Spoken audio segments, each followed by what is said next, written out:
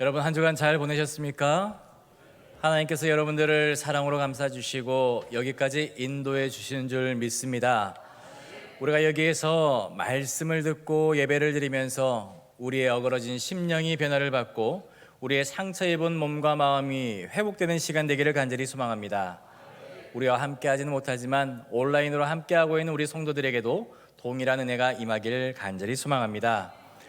우리가 사랑하는 사람을 생각하게 되면은 아낌이 없습니다. 자녀들이라든지 아끼는 사람이라든지 그 사람을 보게 되면은 내가 가지고 있는 모든 것들을 다 주어도 아깝지 않을 만큼 그러한 사람들이 있게 되죠. 그런데 내가 신발을 사더라도 5만 원 이하짜리로 사는데 우리 자녀들의 신발은 10만 원 이하여도 10만 원이 넘어도 아깝지 않게 사줄 수 있는 그러한 마음, 그리고 밖에 나가서 사 먹으면 더 쌀 텐데 집에서 또 더 좋은 재료를 가지고 만들려고 하는 마음, 그러한 마음들이 바로 사랑하는 마음에서 나오는 것일 겁니다.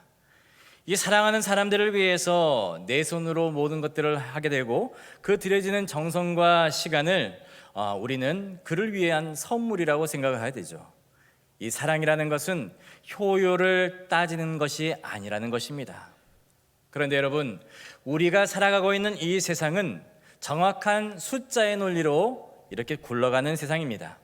적게 투자해서 많이 남기는 것을 지혜롭다라고 하고, 그리고 불필요한 지출을 줄이는 것을 능력이라고 말을 합니다. 어릴 때부터 우리는 이 합리적인 방법을 배워왔습니다. 내가 이만큼 주었으니까 너도 나에게 이만큼 줘야 돼 라고 하는 기브 앤 테이크의 방법을 우리가 일상생활에서 배우고 기본으로 관계를 맺고 살아가고 있죠. 이 손해보지 않는 삶, 가성비가 좋은 선택, 그것이 현대인들이 추구하고 있는 가장 현실적이고 이성적인 삶의 방식이 되었습니다. 하지만 앞전에도 말씀드렸다시피 사랑의 영역으로 들어오게 되면 이 계산법은 힘을 잃어버리게 됩니다. 이 사랑이라는 것이 원래 본질적으로 비효율적인 것입니다. 사랑이라는 것이 기꺼이 낭비할 수가 있는 것이죠. 대가를 바라지도 않고 시간을 기꺼이 낭비하고 마음을 손해보고 나의 소중한 물질을 낭비하면서도 전혀 아까워하지 않는 것이 바로 사랑의 마음이라고 할 수 있습니다. 그리고 지금 여러분들 또한 자녀들을 사랑하실 것입니다. 그리고 그 자녀손들을 얼굴을 보기 위해서 한 번이라도 더 보기 위해서 바리바리 싸들고 왕복 몇 시간이 되는 그 거리를 달려가서 잠깐 아들, 딸의 얼굴을 보거나 손자, 손녀의 얼굴을 보고 오시는 우리 어르신들도 계십니다. 왜입니까? 그 이쁜 입에 자그마한 입에 그 내가 만든 음식 하나를 넣어주고 싶은 마음에 그 먼 거리를 달려가는 것이죠. 그런데 여러분, 이 경제학자의 눈으로 따져보게 되면, 혹은 효율성을 따지는 계산을 두드려 보게 되면 이것은 최악의 투자입니다. 길에 버려지는 시간, 들어가는 비용들, 그리고 쌓이는 육체의 필요까지 생각하게 되면 마이너스도 이런 마이너스가 없게 되는 것이죠.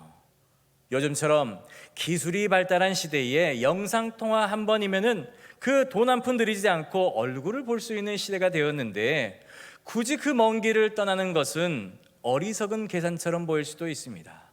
하지만 세상의 그 어느 누구도 사랑하는 사람을 만나러 가는 그 길을 가리켜서 사서 고생한다라고 말하지 않습니다. 오히려 우리는 그 비효율적인 낭비를 통해서 그 사랑이 얼마나 진실한지를 보여주게 되는 것이죠.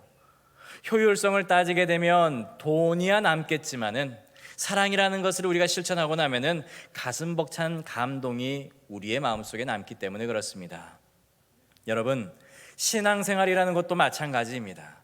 특히 하나님의 사랑이라고 하는 그 영역 안으로 들어오게 되면 세상이 말하는 그 견고한 계산법도 모두가 힘을 잃게 된다는 것이죠.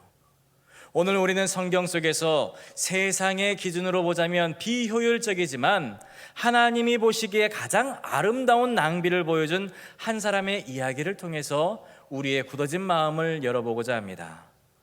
이야기의 배경은 예루살렘의 성박 베다니의 시몬의 집이었습니다. 식사 자리였지만 공기는 무겁고 차가웠습니다.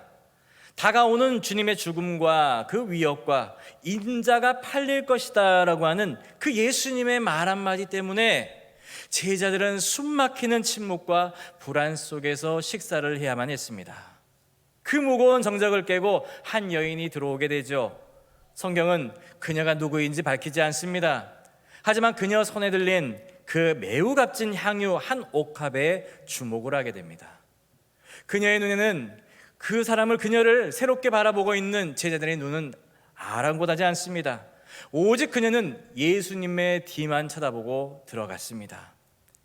그리고 그 손에 들려져 있는 그 옥합은 그 여인의 결혼의 미천이 될 수도 있고 미래를 지켜줄 유일한 보험이 될 수도 있고 곧 그녀의 생명과도 같은 전부였다라는 것이죠. 하지만 그녀는 망설임 없이 예수님 앞으로 다가가서 예수님의 머리 위에 그 향유를 붓게 됩니다. 뚜껑을 열어서 조금씩 붓는 그러한 계산적인 방법도 있겠지만은 다시는 주워 담을 수 없도록 옥합 자체를 깨트려서 예수님의 머리에 그 향유를 부었습니다. 깨어진 틈으로 쏟아진 향유는 예수님의 머리에서부터 발끝까지 적시게 되었죠. 순식간에 방 안에 가득했던 땀 냄새와 그리고 두려움의 악취는 온데간데 없이 사라지고 코끝이 찡할 만큼 진하고 거룩한 향기가 전해지게 되었습니다. 사람들은 이 충격적인 광경에 숨을 죽였지만 여인은 아랑곳하지 않았죠. 빈 옥합을 손에 쥔 채에 오직 주님만 바라보았습니다. 그 방 안을 가득 채웠던 그 압도적인 향기 속에서 모두가 그 여인과 같이 감동을 한 것은 아니었습니다. 오히려 그 진한 향기를 맡으면서 인상을 찌푸리고 있는 사람들이 있었다는 거예요. 4절과 5절의 말씀 같이 한번 읽어보도록 하겠습니다. 어떤 사람들이 화를 내어 서로 말하되 어찌하여 이 향유를 허비하는가? 이 향유를 300데나리온 이상에 팔아 가난한 자들에게 줄 수 있었겠도다 하며 그 여자를 책망하는지라. 아멘. 여기 마가복음에서는요 점잖하게 말합니다. 어떤 사람들이라고 말하고 있는데요, 요한복음 12장 4절로 5절에 가면은 그 사람이 누구인지가 나오게 됩니다. 제자 중 하나로서 예수를 잡아줄 가룟 유다가 말하여 이르되 라고 말하고 있습니다. 누구라고요? 예수를 잡아줄 가룟 유다라고 말하고 있죠. 가룟 유다와 그들과 함께 했던 그 제자들의 눈에는 화가 가득했습니다. 옥합이 깨지는 소리는 그들에게 있어서 아름다운 헌신의 소리가 아니라 거액의 현찰이 공중 분해되어 버리는 소리로 들렸던 것이죠. 그들의 머릿속에는 순식간에 계산기가 돌아갔습니다. 그리고 참을 수 없는 분노로 말을 하였습니다. 어찌하여 이 향유를 허비하는가? 이 향유를 300데나리온에 팔아서 가난한 사람들에게 줄 수도 있었겠도다 라고 말입니다. 여러분, 솔직히 이 말은요 이성적이고 합리적인 말입니다. 300데나리온이라는 금액은요 성인 남자가 1년 동안 벌어야 모을 수 있는 돈이었습니다. 그 돈이면 당장에 굶주리고 있는 아이들에게 빵을 나눠줄 수가 있고 옷을 나눠줄 수 있는 실질적이고 정의로운 선행을 베풀 수 있는 금액이었습니다. 그런데 그 엄청난 비용을 한순간의 감정으로 바닥에 쏟아버린 것처럼 제자들의 눈에는 보였던 것이죠. 제자들의 눈에 이 여인의 행동은 이 감정 조절이 안 되었거나 현실 감각이 없는 무모한 맹신과도 같았던 것입니다. 왜입니까? 그들은 향유에 담긴 이 여인의 마음을 본 것이 아니라 향유에 붙어져 있는 가격표를 보았기 때문에 그렇습니다.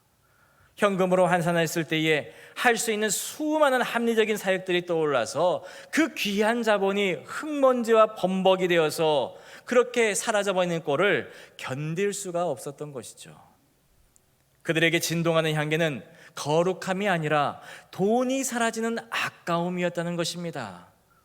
결국 그들은 자신들이 가지고 있는 거룩한 그 인색한 마음을 가난한 사람들을 위한 구제라고 하는 이 거룩한 명분으로 포장을 해서 전부를 드린 그 여인을 향해서 비난을 쏟아내었던 것입니다.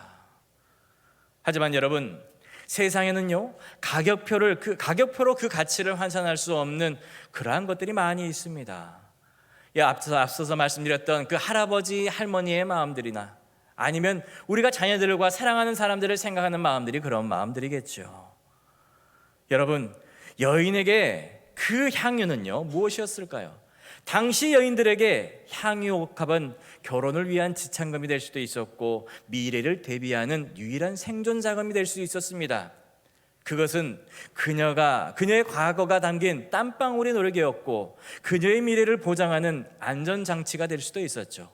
즉 옥합이라는 것은 그녀의 인생 전부를 말하는 것이었습니다. 왜 그녀라고 계산할 줄 몰랐겠습니까? 이것을 팔면 무엇을 할 수 있겠다라는 계산이 왜 없었겠어요? 하지만 그녀는 직감을 했습니다. 지금 내 앞에 계신 그 주님이 곧 십자가의 길을 가시려 한다는 것을, 그래서 이제 예수님을 만날 수 있는 기회가 이제는 더 많이 남지 않았다는 것을 영적으로 깨달았던 것입니다. 그래서 남들이 볼 때에는 허비이고 낭비인 것 같이 보이지만은 사랑하는 대상에게 자신의 전부를 쏟아내었던 그녀에게는 낭비가 아니라 사랑이었고 영광이었던 것이죠. 예수님은요 그녀를 비난하는 자들을 향해서 단호하게 말씀을 하십니다. 6절의 말씀 같이 한번 읽어보겠습니다. 예수께서 이르시되 가만두라, 너희가 어찌하여 그를 괴롭게 하느냐, 그가 내게 좋은 일을 하였느니라. 아멘. 주님은 그녀의 행위를 좋은 일, 원어로 해석을 하면은요 아름다운 일이라고 말씀하셨다는 겁니다. 주님은 효율을 따지지 않으셨습니다. 가성비도 말하지 않으셨습니다. 오직 그 중심에 담겨져 있는 사랑의 무게만을 봤던 것이죠. 그리고 주님은 놀라운 약속의 말씀을 하십니다. 9절의 말씀 같이 한번 읽어보겠습니다.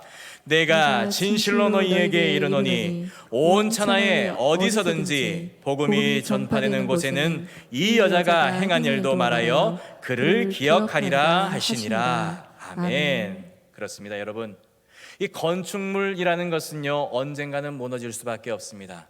그리고 돈이라는 것은 쓰면은 사라질 수밖에 없죠. 하지만 주님을 향한, 그래서 자원하에서 깨트린 그 마음의 이야기는 영원히 남아서 복음과 함께 전해지는 줄 믿으시기 바랍니다. 2000년이 지난 오늘에 우리가 이 여인의 이야기를 나누고 있는 것이 바로 살아있는 증거가 되는 것입니다. 사랑하는 성도 여러분, 이 말씀을 그러면 우리의 삶 속으로, 공동체 안으로 가지고 와봐야 되겠죠. 우리는 지금 하나님의 임재가 머무는 이 거룩한 처소를 더욱 아름답게 가꾸고 새로운 계절을 준비하는 그 시점에 우리가 서 있습니다. 세상의 눈으로 보게 되면 이것은 낡은 것을 고치고 부족한 것을 채우는 현실적인 과제처럼 보일 수도 있습니다. 하지만 우리는 또다시 습관처럼 효율성을 따지고 합리적인 계산기를 꺼내들고 싶을 때가 올 수도 있습니다. 하지만 하나님께서 진정으로 원하시는 성전의 모습은 화려한 겉모습이나 값비싼 장식으로 꾸며진 것이 아니라 그 주님이 감동하셨던 그 초라한 시몬의 집처럼, 바로 한 여인의 깨어진 마음이 흐르던 그 작은 방 안처럼 하나님께서 자원하는 마음으로 드려지는 우리의 심령을 원하신다는 것입니다. 우리가 꿈꾸는 교회의 모습이 이러하기를 간절히 소망합니다.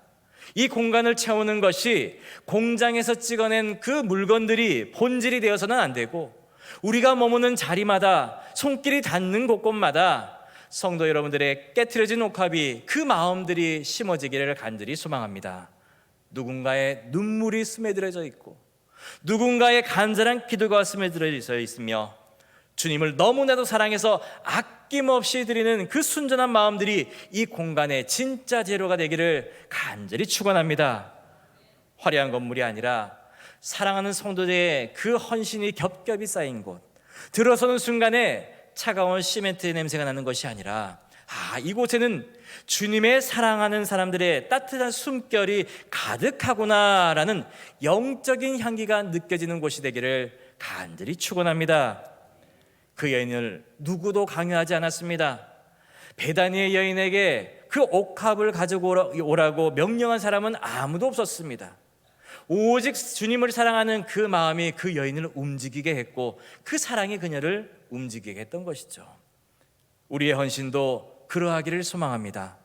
의무감이나 체면 때문에 하는 것이 아니라 나를 구원하신 하나님의 사랑이 너무나도 커서 내 삶의 가장 소중한 부분을 떼어서 이 집에 심고 싶은 그 자원하는 심령이 우리 안에 샘솟기를 간절히 소망합니다.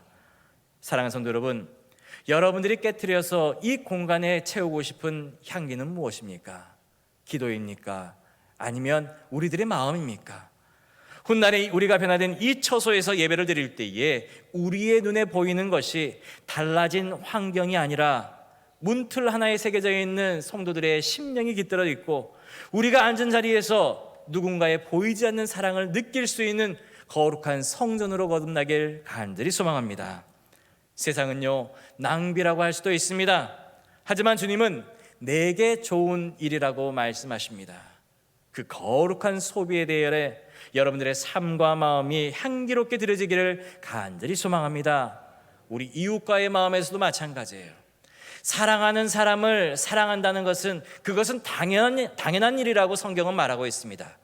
하지만 사랑할 수 없는 사람을 사랑하는 것이 진정한 사랑이라고 말씀하고 있죠. 우리 주보도 뒷면에 보게 되면은요, 우리가 계산 없이 사랑할 수 있는 10가지의 방법들이 나와 있습니다. 주중에 한번 한 가지라도 실천해 보시기 바랍니다.